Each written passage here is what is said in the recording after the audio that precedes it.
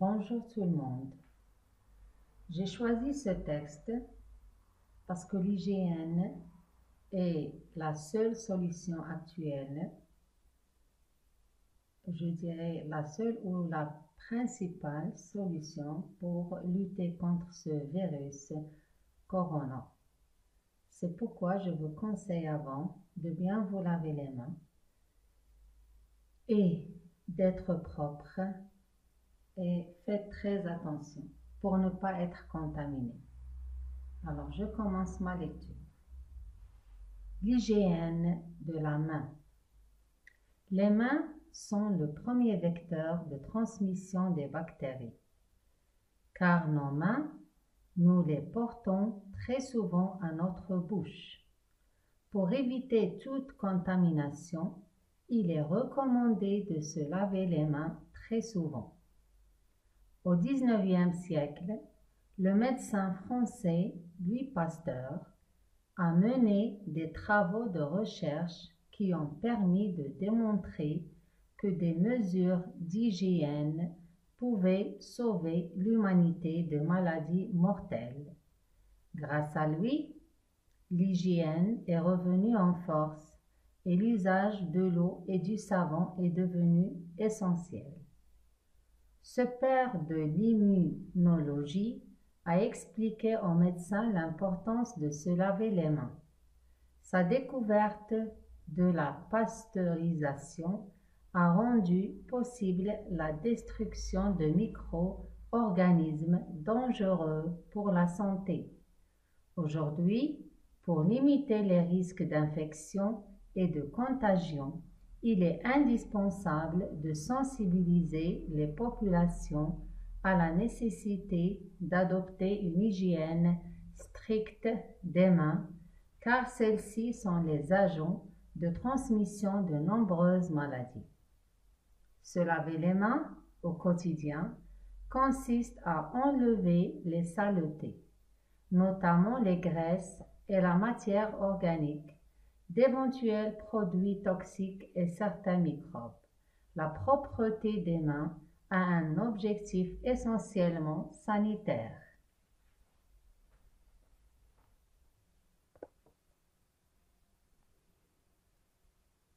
Bonjour.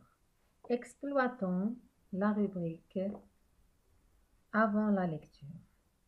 J'observe et je découvre. Alors, après une observation du document, première question. Quels sont les éléments qui composent ce document? Comme vous le voyez, ce document est composé d'un titre, l'hygiène de la main, un texte et une illustration, c'est-à-dire un ensemble d'images. Deuxième question, de combien de paragraphes est-il composé? Alors là, il y a un petit piège. Dans la première partie, il n'y a pas l'alinéa. Ça veut dire que ce n'est pas un paragraphe. C'est plutôt un chapeau. La partie qui commence par les mains et se termine par très souvent. Et vous voyez qu'elle est écrite différemment du texte. Alors après, si on compte le nombre des alinéas, vous avez au XIXe siècle 1, se perd 2, aujourd'hui 3, se laver 4. Donc, il y en a 4. Il y a 4 alinéas, ça veut dire 4 paragraphes. Donc, il est composé de 4 paragraphes. Troisième question, quel est son titre? Alors, son titre est l'hygiène de la main. Quatrièmement, que représente l'illustration? Réponse, l'illustration représente 9 étapes pour se laver les mains avec de l'eau et du savon. Chose dont on a fort besoin actuellement pour lutter contre ce virus corona. 5e question. À ton avis, de quoi ce texte va-t-il parler? À mon avis, ce texte va parler de l'hygiène de la main, c'est-à-dire comment avoir des mains propres. Merci.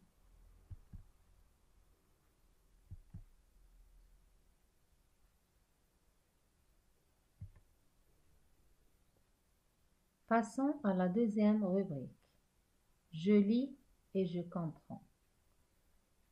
Alors, 6e question. Qu'est-ce qui est revenu en force au 19e siècle? Alors, si vous faites une petite lecture silencieuse, dans le deuxième paragraphe, vous avez la réponse. Alors, c'est l'hygiène qui est revenue en force. C'est l'hygiène qui est revenue en force. 7e question. Quel est le savant qui s'est penché sur l'hygiène des mains et pourquoi? Alors, le savant qui s'est penché sur l'hygiène des mains est Louis Pasteur. Alors, pourquoi? Parce que il s'est rendu compte que l'hygiène pouvait sauver l'humanité de maladies mortelles. 8e question. En quoi consiste l'hygiène des mains? L'hygiène des mains consiste à se les laver quotidiennement, à enlever les saletés, notamment les graisses et la matière organique. 9e question. Que doit-on utiliser pour se laver les mains? Alors, on doit utiliser de l'eau et du savon. 10e question. Que doit-on faire pour limiter les risques d'infection?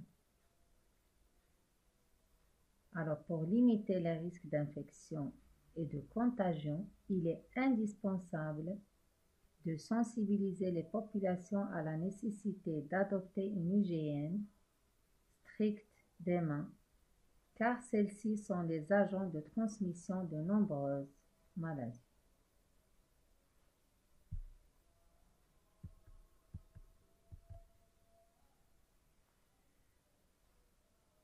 Exploitons la rubrique intitulée « Je lis et j'écris ».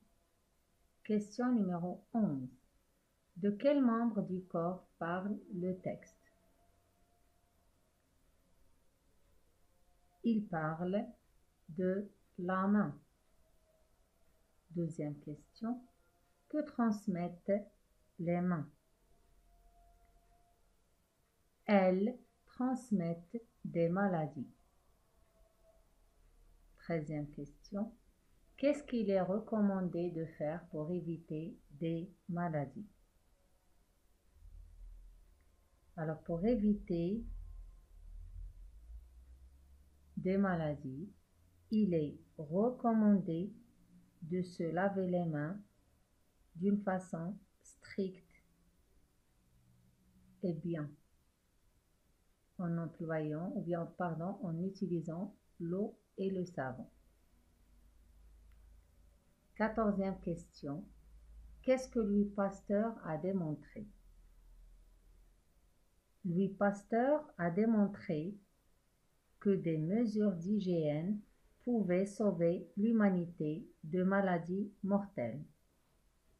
15e question. Qu'est-ce que Louis Pasteur a découvert? Alors, il a découvert que l'usage de l'eau et du savon est devenu essentiel.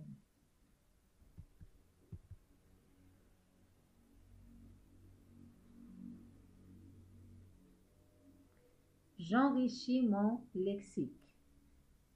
Alors ici, vous avez la biographie du grand savant Louis Pasteur. C'était un scientifique français qui a mis au point un vaccin contre la rage.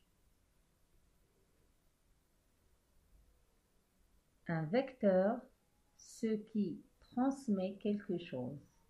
Des bactéries, des microbes. Ce sont des synonymes.